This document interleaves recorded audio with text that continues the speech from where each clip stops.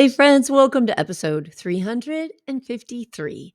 I'm your host, Laura Lummer, and this is our Tuesday Terrain Talk. I love doing this episode. But before I jump into it, and I know you're going to love what we talk about today, I have a favor to ask of you. So it's interesting, when you have an online business these days, you depend a lot on a social media presence to get your message out into the world. So the people that might be able to benefit from what you have to say or offer can find you. And recently I got a notice from Facebook saying that even though they would let people find my page on Facebook and Instagram, they would no longer recommend it because I talk about health related topics. It's a little disappointing because I talk about health related topics not in any type of controversial way, but only in a way that I hope supports you and gives someone information that might help them support themselves. So that means I'm going to ask you for a really big favor.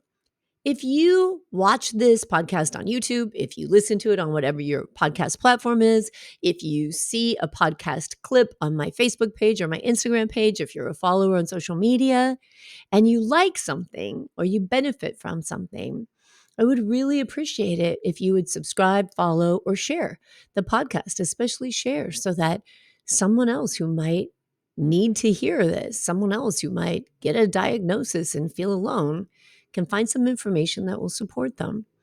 And so I'm going to turn to my community and just know everything will work out the way it's supposed to work out.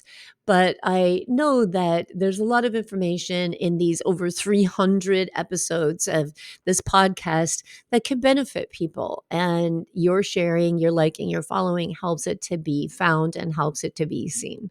All right. So thanks for that. That's my public service announcement. Now, let's get into this topic. So, if you've had a breast cancer diagnosis and you've gone through treatment, there's a high likelihood that you were either put on tamoxifen or an aromatase inhibitor. If you went through chemotherapy, depending on your age, there's a high likelihood that you went into chemically induced menopause. And because most of us who are diagnosed with breast cancer are diagnosed over the age of 50, you may already be in menopause and then have these treatments that just add on to it, meaning that one of the really powerful and uncomfortable side effects of all the things, the aging, the menopause, the treatments, the aromatase inhibitors, the tamoxifen, is joint pain and bone issues. And I get a lot of questions where people ask me about what can they do about their pain, because when we're uncomfortable, we associate pain with don't do anything, right? We think if I'm achy, if my joints are hurting, I shouldn't go out and do things because that's going to make the pain worse. When actually movement is going to be very helpful. It's going to be very helpful in getting the synovial fluid and moving in your body, in your joints. But that's not what this show is about. We're not talking about exercise. We're talking about what can you do nutritionally that may support you, that's simple, that's very doable, and that can not only support joint and bone health, but also gut health, skin appearance. And God knows that lots of the treatments that we go through, and definitely menopause, have an effect on our skin. And my friends, there's nothing wrong with a little vanity and wanting to look the way you want to look. So don't worry about that. If it wouldn't be a multi-billion-dollar industry if we weren't concerned about the way we look. So what could we do nutritionally to support ourselves? And not necessarily, this is not a treatment, but what can we do nutritionally to support our body and our ability to maybe minimize that pain and feel more comfortable moving and improve the tissue structure in our body? Well, let's take a look at what aromatase inhibitors, and I'm talking about anastrozole, exemestane, letrozole. These are some of our aromatase inhibitors. These are a class of drugs that are commonly prescribed for mostly hormone receptor positive breast cancer. And the aromatase inhibitors, the AIs, are particularly prescribed to postmenopausal women. because these drugs block the enzyme aromatase, which converts androgens. And you may have heard androgens, you think of testosterone, that's one of the most popular or well known androgens. But androgens not only can contribute to the development of the male reproductive system and of men in general, but androgens also control metabolic energy and they maintain skeletal and body protein. And they also contribute to brain capabilities and behavioral development. So these drugs block this enzyme aromatase, which converts androgens into estrogens. And then that reduces the estrogen level in our body. And what tamoxifen does is it blocks the cell receptors. So they kind of have the same end game, but they work through different mechanisms. And while they both can be really effective in the treatment or the reduction of risk for a recurrence for breast cancer, they do come with the side effects of very commonly creating joint related issues. And that's because estrogen plays a really important role in maintaining joint health because it reduces inflammation and it supports the repair of joint tissues. So, with that reduction in estrogen levels that we go through, we can really experience a lot of increased, if we already had some, increased joint inflammation. And we can also experience the breakdown, the degradation of joint cartilage. Something else that estrogen does is that it helps to maintain the production of synovial fluid, and that's the goo that lubricates our joints. So when estrogen goo, don't you love how scientific I am? That's the goo. It's the juice. It's the joint juice. And when estrogen levels drop, so does synovial fluid. And so that leads to joint stiffness and pain. And as I alluded to just a minute ago, one of the things that helps us to produce more synovial fluid is exercise. Exercise is medicine, but again, we're not talking about exercise in this show. So let's talk about what we can do that can be really beneficial for our joint health. Well, collagen, as I'm sure you've heard, and when we're talking about skin health, everybody's heard of collagen, right? All the most famous skin treatments say they rebuild collagen.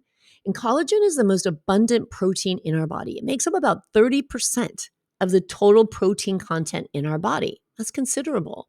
And it's a key structural component in our skin, bones, muscles, tendons, and ligaments. So, collagen provides strength and elasticity, and it helps our tissues withstand stretching and stress. So, the benefits of supplementing with collagen can have a lot of benefits, particularly with those of us who are actually dealing with, if you're experiencing these side effects or joint stiffness and pain. So, that's what I want to talk about today. Let's look at some of the benefits that different types of collagen. We're going to talk about two different types of collagen: collagen protein and collagen peptides. And I'm going to tell you how we can get those into our diet, how we can get those into our body, how we can look for which ones are good quality, and how you can support yourself. So, one of the benefits of collagen, as I've just talked about, is that it improves skin elasticity and hydration. And it can actually reduce wrinkles and dryness, which is why those med spas make all kinds of money on injectables that rebuild collagen.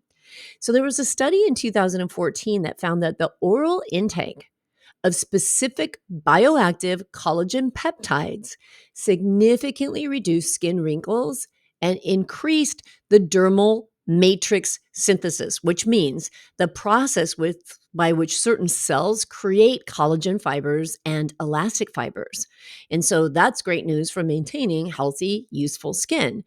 Something to also keep in mind by something else that affects our skin, and that is radiation treatment, going through breast cancer, and also surgeries. So, having enough collagen peptides and collagen protein in your body can really help to facilitate the rebuilding of that structure of the skin so that it can support your healing. Now, I mentioned obviously collagen is going to support joint function and it can actually reduce joint pain and stiffness. So, there was a study done in 2008, and it showed that after 24 weeks of collagen hydrolysate supplementation, joint pain was significantly reduced in athletes. And because of the results this study showed, they also speculated that this collagen supplementation could reduce the risk of joint deterioration in high risk groups. There was another study in 2018 published in the Journal of Nutrients. This was a 12-month-long study, and it demonstrated that the intake of specific collagen peptides, again, so there's a difference between collagen protein and collagen peptides, which we'll touch on in a minute.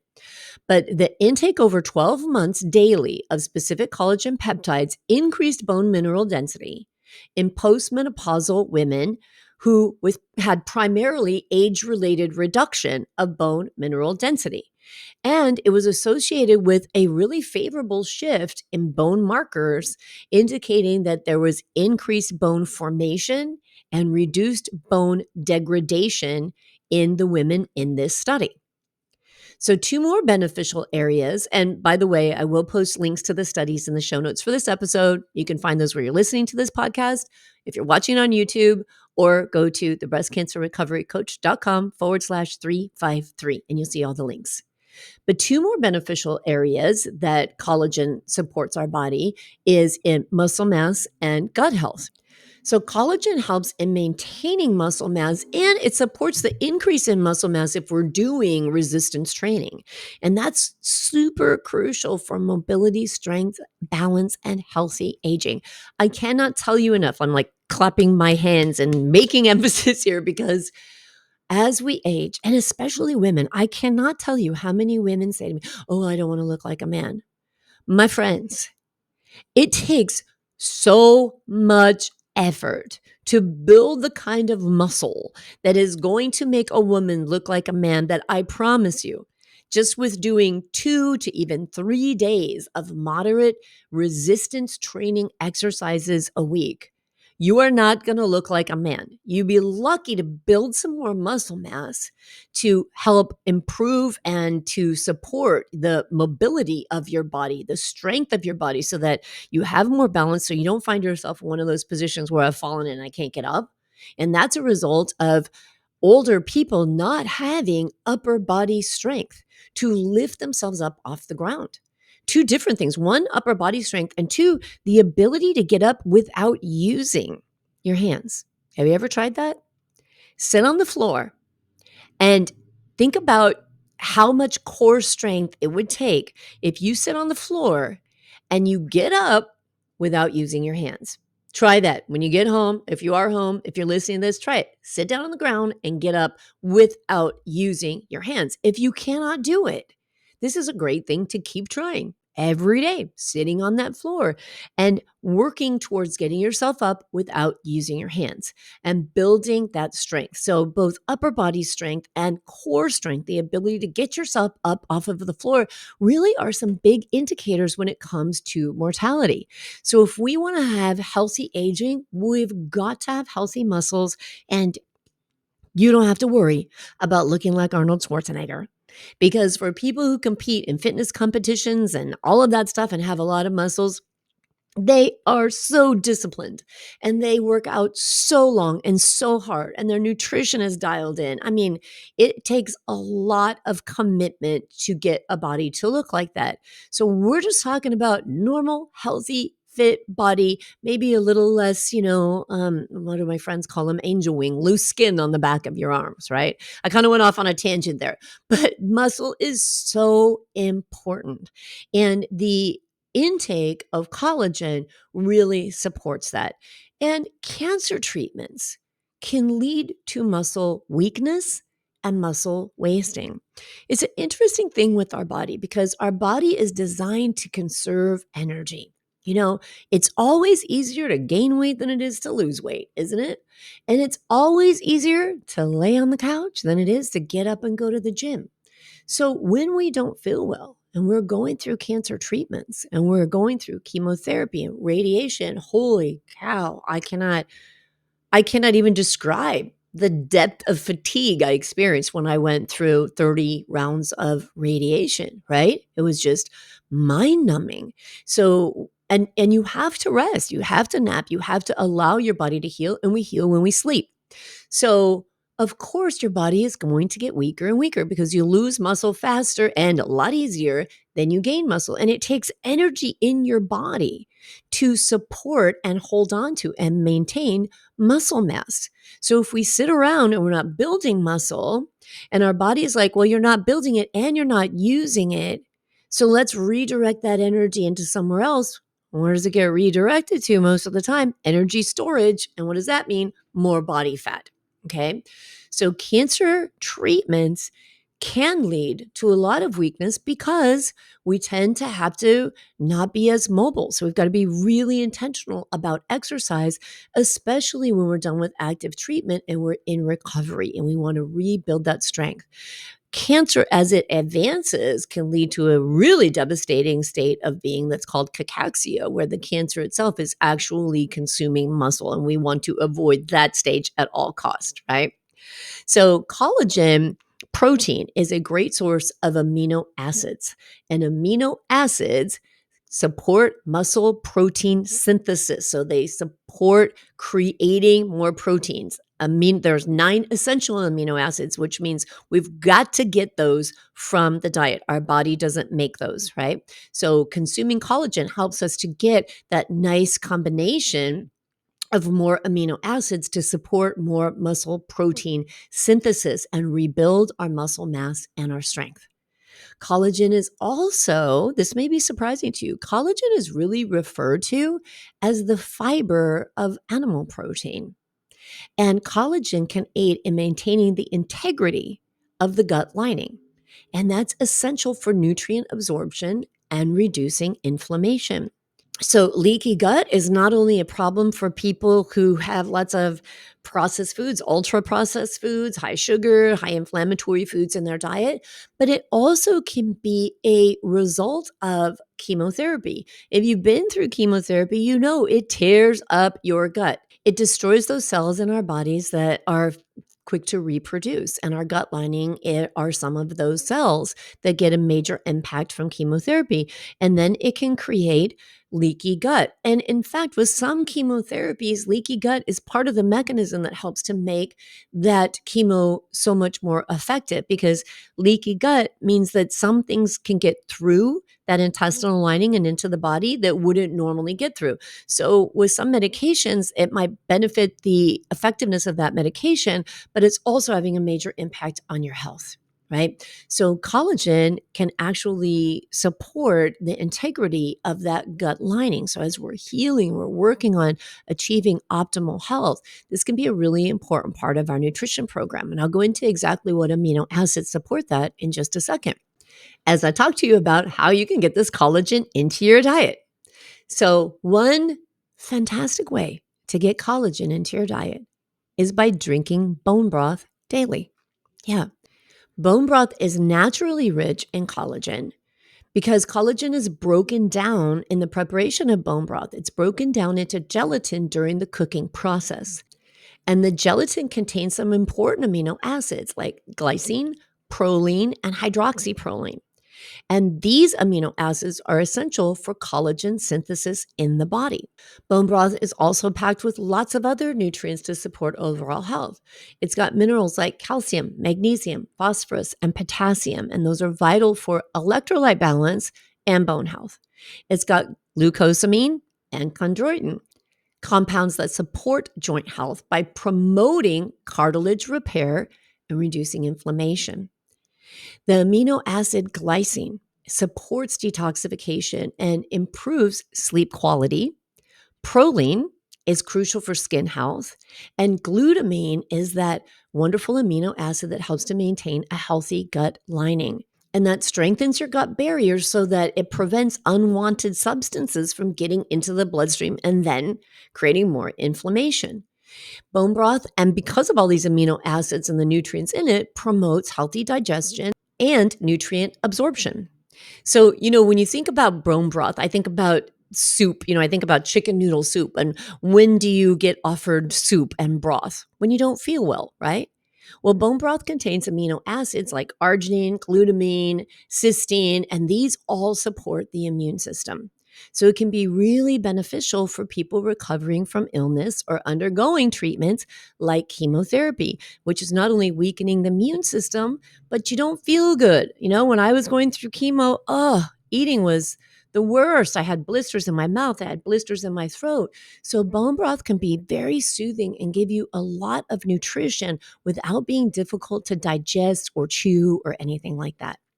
Bone broth is hydrating. It's a hydrating beverage because it contains electrolytes.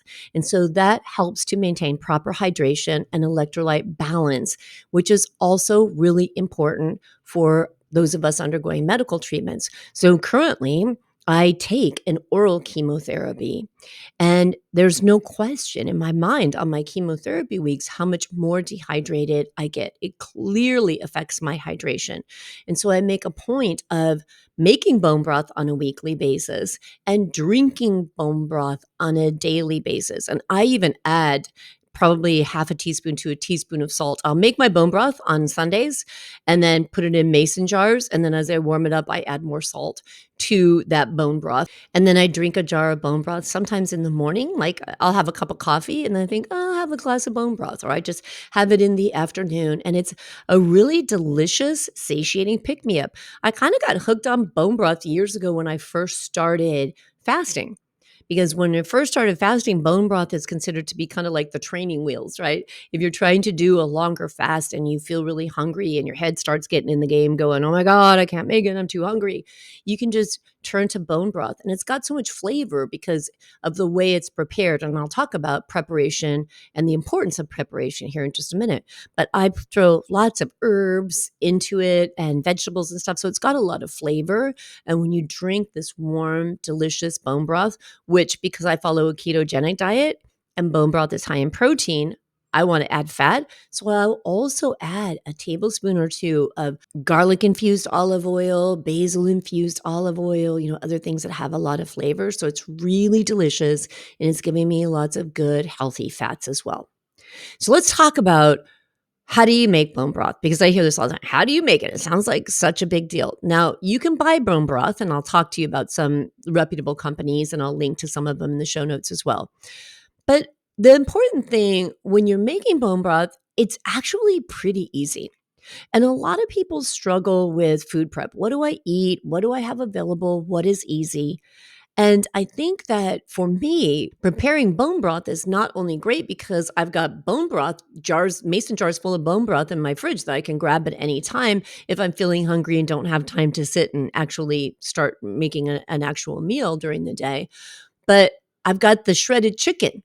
So I get the chicken and it's a pasture raised chicken. I want to make sure that there's no chemicals, that this is a pasture raised organic chicken, because if it isn't and it's been exposed to lots of chemicals or it's been given antibiotics, I don't want that in either the meat or the bones because I'm about to put it through a process where it's going to extract stuff from the bones. So you want to start with a really high quality chicken. Now, you don't have to start with a whole chicken, and I'll tell you why and what you can do in just a couple minutes. But one of the things I like to do is start with a whole chicken because then I roast the chicken in my Instant Pot. You don't have to do it in the Instant Pot. You can do it in the oven. And then I take all of that meat and shred it and I put it in a glass container and I keep it to put on top of salads or add to other dishes during the week. Then I take the bones and put them back into the pot that I cooked the chicken in. So I've already got some juices and some fats from the chicken, and I put the bones back in. And then I throw in vinegar. I throw in about a tablespoon of vinegar because that vinegar helps to extract that collagen out of the bones. And I throw in onions, leeks. I change it up a lot. And I think that variety is important. So I'm going to give you a great resource. I think is a phenomenal resource for bone broth. It's called Nourishing Broths. It will give you the science behind broth and it'll give you a bunch of different recipes for making bone broth. But let's look at how these nutrient profiles can vary and why this is important. So you can also go to a butcher and just pick up bones. I use Grassroots Co-op and I can buy beef bones from them. I can buy, this sounds so gross, and it really is gross. Like when I cook with them, it kind of grosses me out, I won't lie, but I know that it's really nutritious. Chicken feet. I can buy the chicken backs from them, so I can just have the bones already and use the bones if I don't have the time or feel like going through the process of cooking a whole chicken. So when you use different animal bones, they all provide unique nutrients. So, chicken bones, for example, are rich in what's called type 2 collagen, and that's really good for joint health. Beef bones are higher in type 1 and type 3 collagen, and that supports skin, bone, and gut health. So when you're using them for culinary reasons, so for example, I keep those jars of bone broth in my refrigerator and I drink them, but I use them in things that I cook all the time. I use my homemade bone broth. I know what's in it and I know what flavor it's going to give to my food. So when you use a different mix of animal bones, it creates a really rich, complex flavor and it makes bone broth really versatile. So you can use it for adding to anything, soups, stews. I cook my vegetables in it. I cook all kinds of things in it, like just throw some dang bone broth. I put it into sauces, all kinds of stuff that I cook. So I know that I'm getting more collagen. So using a mix of different bones, even fish bones, can be really beneficial for your overall health and benefit lots of different tissues in the body. Again, I'm going to suggest get all the information on broths, read the book, Nourishing Bone Broths. All right. So there's a difference, as I referred to in the studies earlier. There's a difference between collagen hydrolysate or collagen peptides and collagen protein. So collagen hydrolysate is not naturally present in bone broth. So this is why using both bone broth and collagen hydrolysate can offer really significant benefits. So just like we want to use a variety of bones, we can also get these different benefits from using both types of collagen. So, bone broth is this wonderful mix of collagen, protein, gelatin, and other nutrients. So, it's excellent for your overall wellness. And collagen hydrolysate, on the other hand, gives more benefits when it comes to absorption. It's a smaller molecule, so it's easier for the body to absorb. And it's been shown to have really specific benefits for skin, joints, and bone health. Now, you can get these through supplements as well, which I'll talk about in a second. But first, if you're like, Laura, I don't have an Instapot, that's cool. You can put everything into a pot and make your own bone broth. You just let it cook on the stove for 18, 24 hours. And then you're like, yeah, that's not happening. I'm not doing it. It's okay. There are some really popular organic bone broth brands that have some really good attributes to them. And you can certainly turn to those. Some of the most popular ones, I would say, are Kettle and Fire. And that one is known for its really high quality and slow simmered bone broth. It's made from organic grass fed animals. There's Pacific Foods, another organic bone broth made from free range chickens and grass fed beef. Nice. So we've got that mix of both kinds of bones in it. We've got Oh So Good Company, and that specializes in small batch handcrafted bone broth, all organic ingredients. This is really important. We want organic ingredients in our broth. There's Bare Bones. Again, they focus on organic bone broth made from pasture-raised ingredients. And Bonafide Provisions is another good brand. So again, I'll link to all of those in the show notes. When it comes to collagen hydrolysate, this is going to be a supplement, right? So even if you're making bone broth and you're drinking bone broth, you're not going to get the collagen hydrolysate that we saw some of the benefits from in the studies. So what do you want to look for when you're looking for a supplement? You want to check to make sure it's grass-fed, pasture-raised, wild-caught animals, right? So wild-caught fish, grass-fed, pasture-raised animals if we're talking about chickens and beef or even pork. You want to ensure that the product is certified non-GMO, gluten-free, and free from artificial additives. I don't think it's a bad idea to check for third-party testing, to look for brands that do undergo third-party testing to verify their purity and their quality.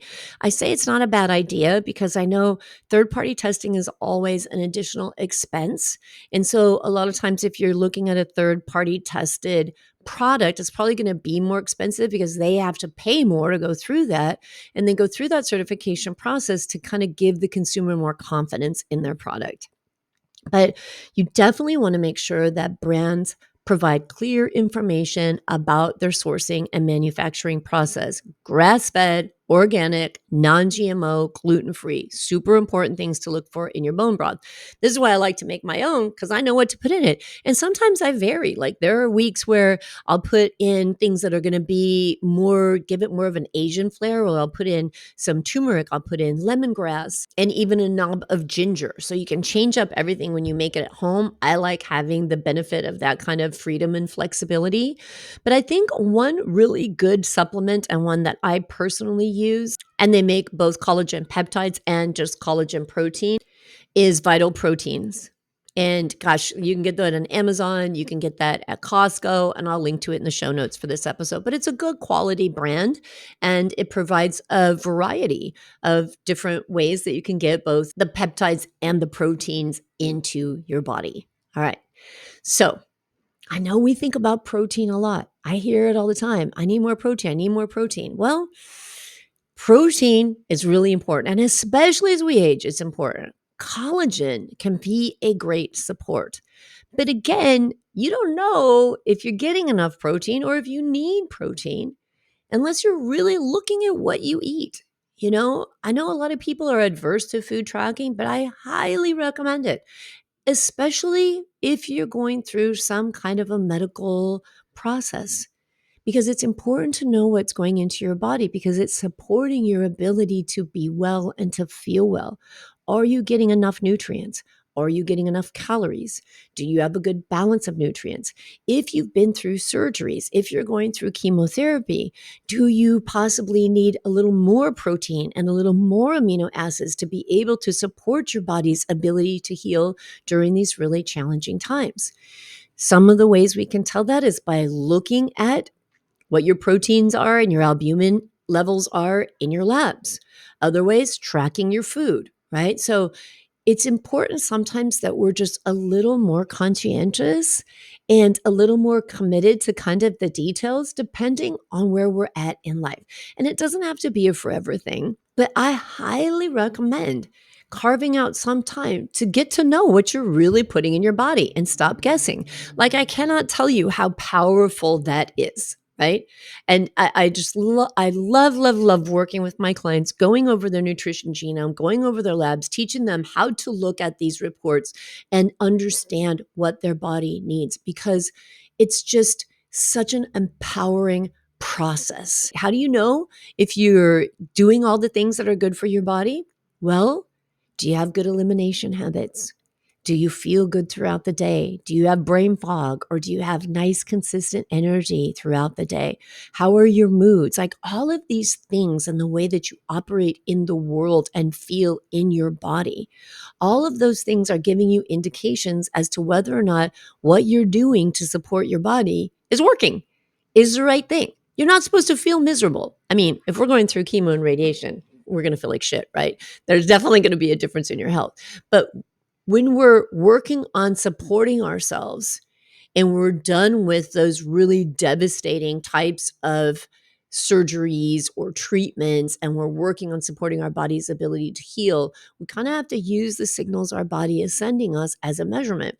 So for me, someone who's on chemotherapy and who's been on chemotherapy for 3.5 years now, I have to be extra conscientious of getting lots of nourishment and lots of hydration and lots of electrolytes into my body to feel as good as I feel, to be able to get up every morning and go to the gym and go for my walks and participate in my life. And I believe that the lifestyle plan that I follow overall is the major player in the fact that I feel good enough to do all those things. All right. So, friend, if you need support with that, you can find me at the breastcancerrecoverycoach.com. You can check out my metabolic health coaching programs, which take all of your data into consideration and include a ton of coaching to help you implement the things and understand the things that work for your unique, specific, amazing body and help you feel as good as you can feel. All right. Check that out. TheBreastCancerRecoveryCoach.com. Check out the links below and support your body with some good nutrition. And I'll talk to you soon.